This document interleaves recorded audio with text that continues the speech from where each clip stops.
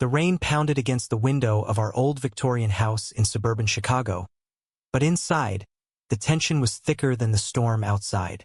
I, Alex Thompson, 25 years old and fresh out of a dead-end job, stared at my younger brother Jamie as he paced the living room. His fists clenched, tears streaming down his face. In that moment, as he turned to me and whispered, "I can't hide who I am anymore, Alex." I felt a surge in my chest. Not just brotherly protectiveness, but something deeper, forbidden, that shattered everything I thought I knew about us. Growing up, Jamie and I were inseparable, even though we weren't blood-related in the traditional sense. Our mom remarried when I was 5, bringing Jamie's dad into the picture, and Jamie arrived 2 years later. We shared a last name, a bedroom until high school, and every secret under the sun, or so I thought. Chicago's harsh winters and humid summers forged us into a team against the world. Dad was a stern factory worker, Mom a nurse who pulled double shifts, leaving us to navigate life together. I was the big brother, the protector, teaching Jamie how to ride a bike, fend off bullies, and sneak out for late-night pizza runs. But lately, things had shifted. Jamie, now 20 and in his junior year at Northwestern University, had grown into this confident, sharp-witted guy with messy brown hair and eyes that could light up a room. Me, I was stuck, bouncing between temp jobs, avoiding commitments, and ignoring the gnawing emptiness inside. That stormy night, Jamie had come home from a campus party, soaked and shaken. "They found out," he blurted out as soon as he slammed the door. "My roommates, they saw me with a guy." His voice cracked, and I froze. I'd suspected for years, little things like how he'd blush around certain friends or dodge questions about dates. But hearing it out loud hit different. Society in our blue-collar neighborhood wasn't exactly progressive. Whispers about those people floated around family barbecues like cigarette smoke. Dad, with his old-school values, would explode if he knew. Mom might try to understand, but the fear in her eyes would say otherwise. I pulled Jamie into a hug, his wet jacket soaking my shirt, and murmured, "It's okay, bro. We'll figure this out." But as he clung to me, his head on my shoulder, a warmth spread through me that wasn't just familial, terrified me. The next morning, sunlight filtered through the curtains, mocking the chaos from the night before. Jamie sat at the kitchen table, nursing a coffee, his eyes red-rimmed. "Thanks for listening, Alex. I don't know what I'd do without you." I nodded, forcing a smile, but my mind raced. Why did his vulnerability make my heart ache like this? I dated girls in high school, casual flings that never stuck, always blaming it on my restless nature. But Jamie, he was different. We spent the day avoiding the topic, instead diving into our old routine. Grabbing burgers at our favorite diner, wandering Millennium Park, laughing about stupid childhood memories. Yet every glance, every brush of his arm against mine, sparked something electric. By evening, as we watched a Cubs game on TV, Jamie leaned against me on the couch. "You're the only one who gets me," he said softly. I swallowed hard, my pulse thundering. Was this love, or just confusion amplified by our bond? Days turned into weeks, and the secret hung between us like an unspoken pact. Jamie confided more, about crushes on classmates, the isolation of hiding, the fear of rejection. I listened, offering advice, but inside, jealousy simmered when he mentioned other guys. "What if Dad finds out?" he asked one night over pizza. Our parents were out, the house hours. "He won't," I assured him, but doubt crept in. Dad's homophobic rants during election seasons echoed in my head. It's unnatural, against family values. Society's judgment loomed large. In our community, being gay meant whispers, lost jobs, fractured families. I pushed my feelings down, focusing on supporting Jamie. But one afternoon, while helping him study for finals, he looked up from his books, his face inches from mine. "Alex, have you ever felt different?" My breath caught. "All the time," I admitted, our eyes locking. The air thickened, charged with possibility. I pulled away, heart pounding, excusing myself to the kitchen. What was happening? This wasn't right. We were brothers. Or were we? The line blurred, and the conflict tore at me. As summer approached, tensions escalated. Jamie joined a campus LGBTQ+ group, finding solace in shared stories. "It's like I can breathe there," he told me. I encouraged him, but envy gnawed. Why couldn't I be part of that world with him? Then came the family barbecue. Relatives swarmed our backyard, grilling steaks and swapping stories. Uncle Mike, beer in hand, launched into a tirade about woke culture ruining America. Jamie tensed beside me. "You okay?" I whispered. He nodded, but his jaw clenched. Later, alone in the garage, he vented, "I can't take this hypocrisy." I hugged him again, longer this time, my hands lingering on his back. "We'll get through it," I said. But in that embrace, desire flickered. Wrong, society screamed, but real. The dispute with our family's views versus our truths set the stage for bigger storms. The summer heat in Chicago turned oppressive, mirroring the building pressure in our lives. Jamie's involvement with the LGBTQ+ group deepened. He attended meetings, protests, even a pride event downtown. "You should come sometime," he suggested one evening as we jogged along Lake Michigan. I hesitated. Maybe. But fear held me back, fear of exposure, of admitting my own confusion. At home, Dad's comments grew sharper. "Saw those rainbow flags on TV. Disgusting," he'd mutter during dinner. Mom would change the subject, but the unease lingered. Jamie and I exchanged glances, our silent alliance strengthening. Yet my feelings evolved. Watching him laugh with friends over video calls, his passion ignited something in me. Was it admiration or attraction? The internal battle raged. Society deemed it taboo, even if we weren't biological brothers. Step-siblings falling in love? The thought sparked debates in my mind, nature versus nurture, love versus labels. One weekend, Jamie invited me to a group picnic in Grant Park. "Just as support," he said. I agreed, curiosity winning. There, amid frisbees and laughter, I met his friends. Diverse, open, unapologetic. A guy named Tyler flirted with Jamie, and jealousy hit like a punch. "He's cute, right?" Jamie whispered later. I forced a grin. "Yeah, sure." That night, back home, I confronted my reflection. "Get a grip, Alex." But dreams betrayed me, visions of Jamie, close, intimate, without the brotherly barrier. The next day, over breakfast, Jamie announced, "I'm thinking of coming out to Mom and Dad." Panic surged. "Are you sure?" Could blow up. He nodded, determined. I can't live a lie. His courage shamed me. I was hiding too. From him, from myself. The confrontation came sooner than expected.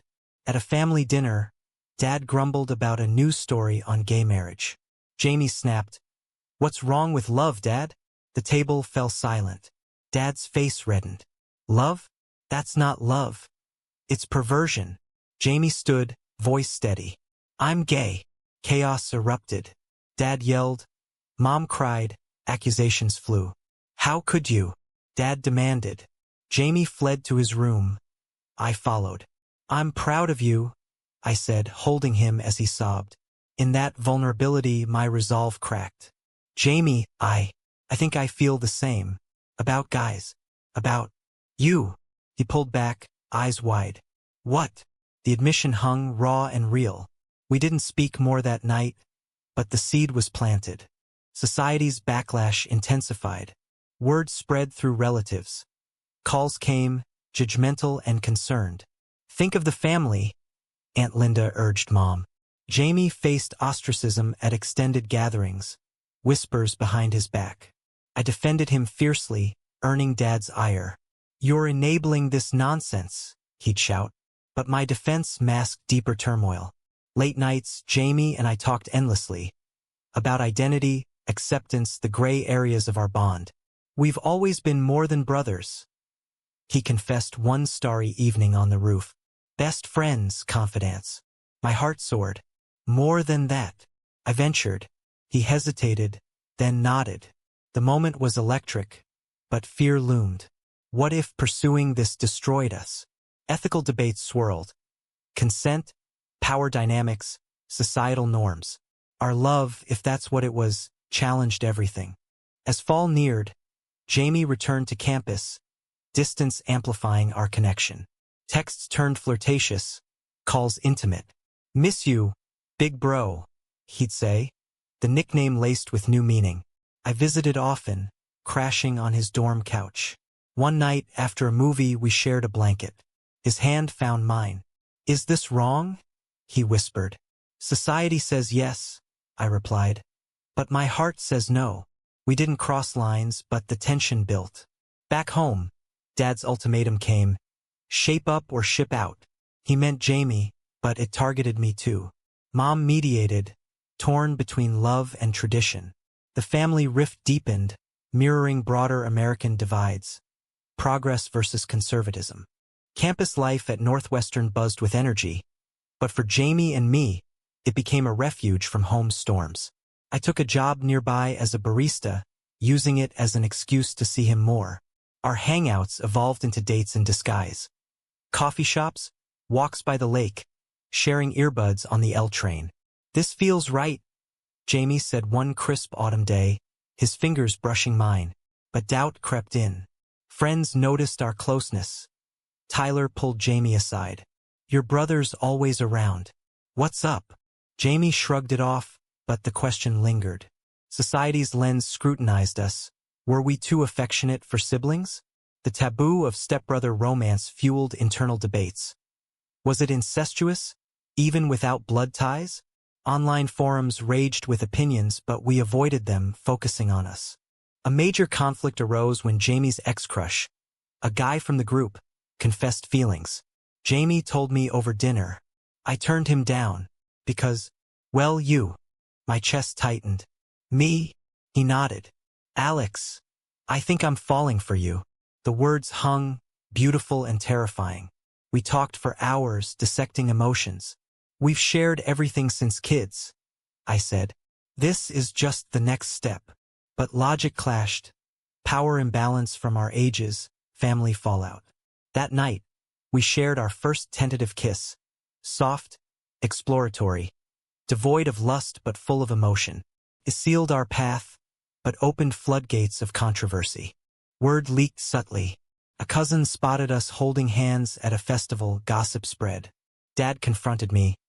"What's this about you and Jamie?" "It's sick," I denied, but the accusation stung.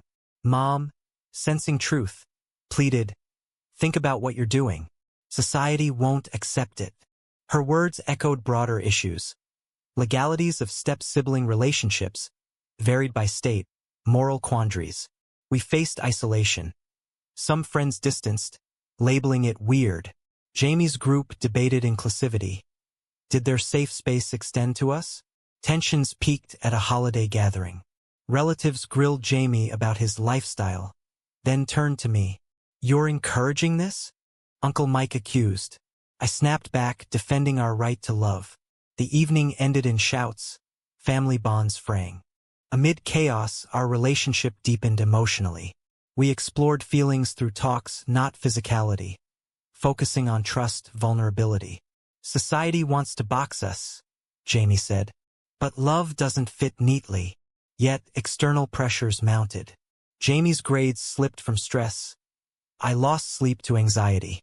A therapist friend suggested counseling, but we hesitated, fearing judgment. Then came the ultimatum from Dad. "If you're together, you're out of this family." The choice loomed, love or legacy. It sparked heated arguments between us. "We can't let them win," Jamie argued. "But at what cost?" I countered. The drama intensified, logic tightening around our hearts.